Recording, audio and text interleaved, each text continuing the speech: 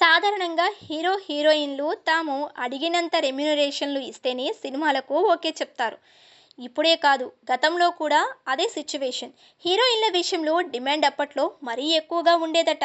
అయితే గతంలో అందాల నటి నగ్మ, సూపర్ స్టార్ కృష్ణతో కలిసి 'భరతసింహం' అనే మూవీ తీసేందుకు ఓకే చెప్పారు. ఈ క్రమంలో ఈ సినిమాలో హీరోయిన్‌కు స్విమ్ బికినీ దుస్తుల విషయంలో చర్చ వచ్చింది.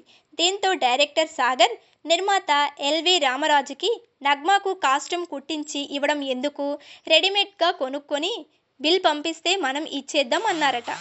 ఈ క్రమంలో నిర్మాత ఎల్వి రామరాజు నటి నగ్మాకు సీన్‌ను చెప్పి కావాల్సినవి కొనుక్కోమని చెప్పారట.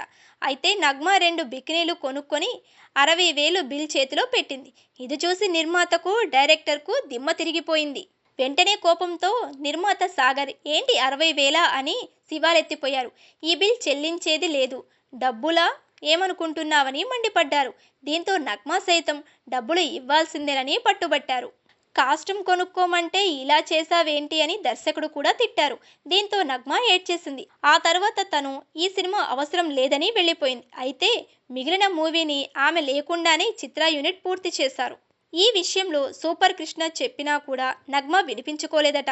దీంతో ఆయన కూడా నగ్మ ప్రవర్తన పట్ల అసహనం వ్యక్తం చేశారు. తాజాగా ఈ ఘటనను నిర్మాత సాగర్ ఒక ఇంటర్వ్యూలో మరోసారి మాట్లాడడంతో ఈ ఘటన మరోసారి చర్చకు దారితీసింది.